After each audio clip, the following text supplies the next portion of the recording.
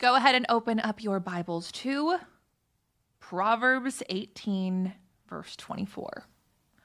One who has unreliable friends soon comes to ruin, but there is a friend who sticks closer than a brother. Today's episode has been inspired by a handful of you who have particularly been struck by conversations when I talk about my friends, finding friends, or the prayers where we specifically call out, Lord, I need some new friends. Actually, I think it might have actually been our top opened email for my business, separate from this. The subject line was, do you need new friends? And specifically, we got a message from Jackie, and she's moving to Atlanta. So let's give her some prayers. It's a really, really big move. She's moving across the country to Atlanta. So she says she's lived on the West Coast for her whole life, and the opportunity to work in Atlanta has been placed in front of her. Through prayer, she's gotten a peace about the move, but occasionally she gets really insecure and anxious over it because she said it's a big change. And there's also so much stigma being from California. So she's scared that she's going to be sad and isolated because it's an uncomfortable and big change. Even though you're not Jackie, I promise you, as we go through this message and dig into what we need to look for in our adult friendships, in our godly friendships, in our I am done with this season of my life and I am ready to elevate into the next season of my life, and which friends are coming with me. Friends, I really do believe that you're going to be able to take something out of this, and chances are you have been Jackie. Hopefully at some point maybe you will be Jackie, or you have a friend who is Jackie. And so with that, I want to encourage you to listen closely, to open up your heart to new friends, and also to share this one with someone who needs it. So a few things. So she says she has lived on the West Coast for her whole life. And she says that through prayer, she's gotten peace, but occasionally she gets really insecure and anxious. And where she points to it is she said, well, because there's such a stigma against people like me. If you have ever uttered the words of, well, because there's such a stigma against people like me. Okay, you could fill in that blank with anything. It could be because I'm from LA. It could be because I'm a woman. It could be because I'm not white. It could be because I'm young, because I'm old. Girl, what you focus on, that's going to expand. And it will absolutely be a self-fulfilling prophecy. And it will also make you play smaller walking into that room, because your assumption is that everyone's going to hate you or dislike you, or that things are going to be harder for you, or that you will never be able to advance because of.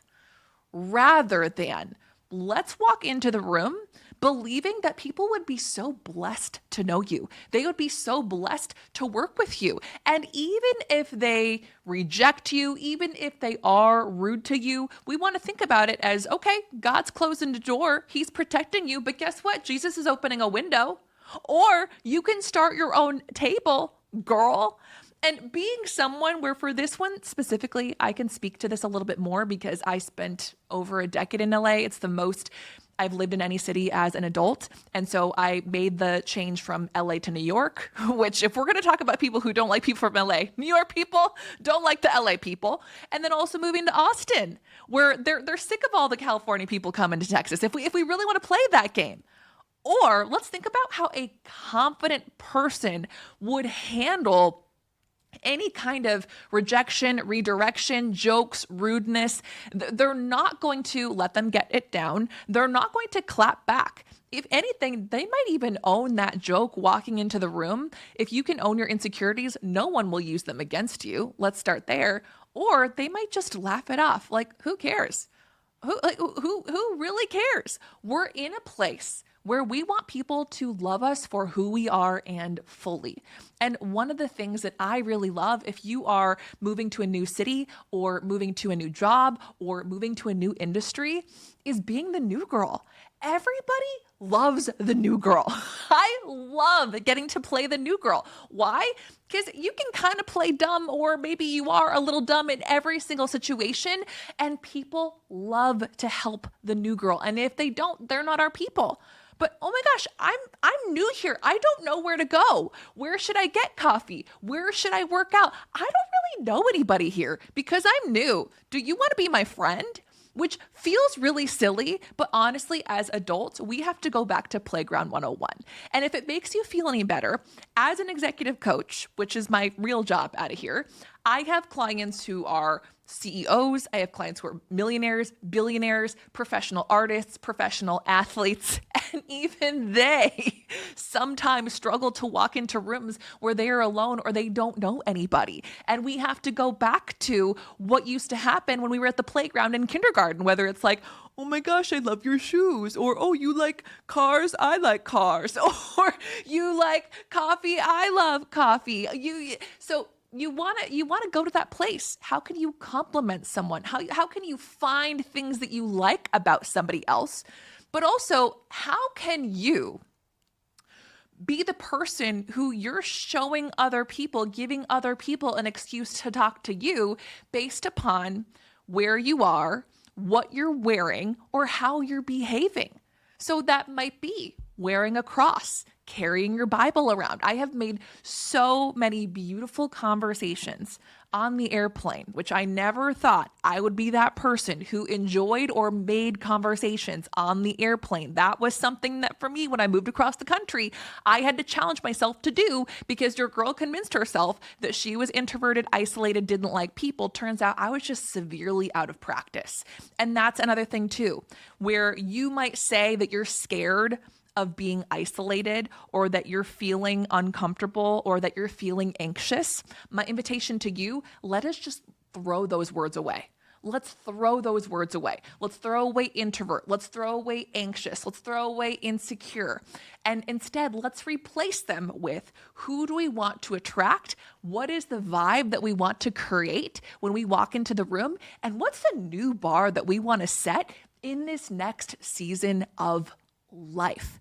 Where let's think about, if we want friends who allow for us to be authentically ourselves, well, babe, that means that you have to walk into circumstances authentically, outwardly, extrovertedly as yourself. And it's going to feel uncomfortable. It's going to feel scary. And you might still be in the scarcity mindset of validation, where you might think, well, but Giselle, what if they're mean? What if they're rude? What if they don't like me? Great.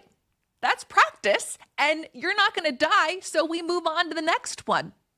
I had a client recently who she was talking about going to different conferences and masterminds and even women's groups at church. And she was saying, but Giselle, I just feel like a lot of these women's groups, they feel really fake to me.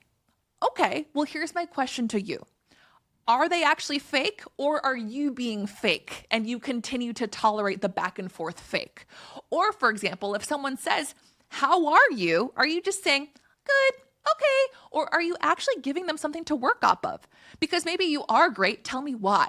Maybe you're only okay. Tell me why. Maybe you're seriously struggling right now. Tell me why, but not in a way that makes me feel bad, in a way that makes you still seem like you are an unwaveringly optimistic person who is seeking real life connection.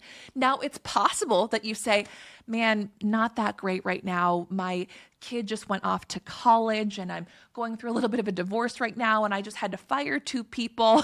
But, we're just trucking along. It's possible that the person on the other end goes, okay, and they walk away. Not your person. That's fine. It's also possible that they go, oh my gosh, I'm so glad that someone else is going through this too. My kid also is a senior this year. They're applying to college. I can't believe it. They're so old. And I'm really scared that that's going to affect my marriage. Oh my God. I'm so grateful that you were honest. Hi, I'm Shannon. What's your name? Whatever. like, come on. If you want true and meaningful friendships, then you need to create the community that you want to attract. If you want people to invite you to dinners or to dodgeball or to church, then be the person who you are also inviting people over. And also, don't be that person who you're flaking at the last minute, okay? Who makes fake plans. You want to make real friends? You need to abandon the practice and the habit that is making fake plans. Don't say yeah and then all of a sudden go, oh, I'm so sorry, something came up. That right there is a flaky friend. And let's read this again. One who has unreliable friends soon comes to ruin.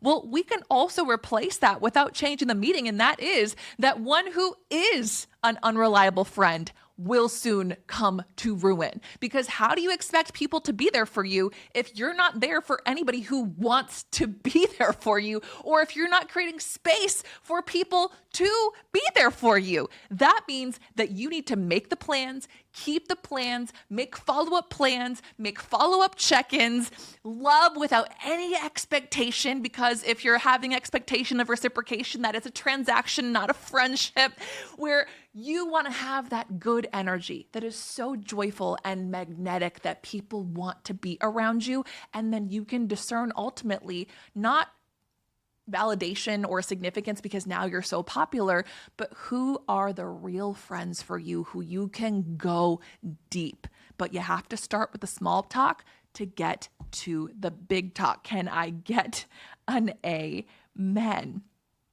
And then here's the last piece that I want to touch on, which is isolation. Isolation. You can feel really, really alone and misunderstood. Like nobody understands you or what you're going through, and no one's checking in on you. But here's the thing. You can blame everybody else, or you can look in the mirror. Because is it really that nobody understands you, or is it that you are so committed to being misunderstood? Is it that you are expecting everybody to read your mind and to just know what you need, what you're going through, and what you're hoping out of a friend physically or emotionally or spiritually? If you need prayers, ask for prayers. If you want someone to come and sit with you while you cry or to bring you dinner, ask them to do that. And if they still don't, after asking for what you need, then that's where we have to discern, okay, is it because our seasons aren't compatible, or is this someone who they are just a fair weather friend? They're only there when you're the life of the party and everything's going awesome, or they have the connections for you. I remember working in entertainment when I left one of my jobs where I used to be able to get concert tickets and red carpet events and all this stuff. There were a handful of people who they used to hang out and check in with me all the time. And now all of a sudden that I didn't have this hookup to tickets, crickets. Like, okay, great. In which case we say, thank you, Lord. Thank you, Lord, for letting them go and recognizing that, yes, it will be uncomfortable when you move to a new place, when you're creating space for new friendships, and that there will even be grieving involved. You might get sad. Awesome. Just don't live there. Be so very grateful for the memories. You can be a little homesick for your family and your friends, and at the same time appreciate the juxtaposition, because you can be really sad and miss your old friends and also so excited for a fresh start, for something new. Here's the fun thing, and again, where the isolation comes in. I want to invite you and to challenge you to do things that you've never done before, whether that is hobbies or phone-free activities or joining a group or getting a coach or whatever it is. Go up to strangers. Oh, there's a girl at the nail salon next to you. Start a conversation with her. You may never see her again. When you're at the coffee shop and they say, hey, what's your name? Oh, Jackie. Ask them their name back. Hey, how long have you worked here? Do you like working here? Is this a good place to work out of? And you can even put those questions in a journal or in your notes. I legitimately do that, okay? You might think, oh, she's so outgoing. Trust me, it has not always been that way. This has been years upon years upon years upon years, especially after the pandemic where I became socially stupid, and also because I was fighting an autoimmune disease and I gained all of this weight and I was super self-conscious and felt like no one would ever love me, and like I couldn't rely on my friend, like feeling so bad for myself. I had to, and I have notes on my phone. Question openers. Like I would ask ChatGPT, what questions could I start with a stranger? How can I open up a conversation? Talk me up here, ChatGPT. I also had a full list, and I still do, and I still keep it, of all the people who I've met. I did this when I moved back to Minneapolis after being gone for a long time. That's where I'm from, my hometown. I did it moving to New York. I have a whole New York list. I have a whole Austin list. And in Austin, I have all the locations that I've been to, and I keep tabs of their names. Because if you want to be the girl who people remember at the coffee shop or who people remember at church, then you got to be the girl who you remember their names too. So I have a whole list. Okay, coffee shop people. This is the girl with the brown hair. This is the guy with the glasses. This is the girl at the tanning salon, the spray tanning salon, of course. No, do people go to tanning beds anymore? At the gym, this is the guy who worked the desk and you guys had a conversation about his daughter going to a new ballet class. Like, keep those notes and refer to them. And those are some of the small, meaningful ways that you can start being a better friend and attract better friendships. But let's pray for Jackie, and will you pray with me? Because let's do this one more time. Proverbs 18, verse 24.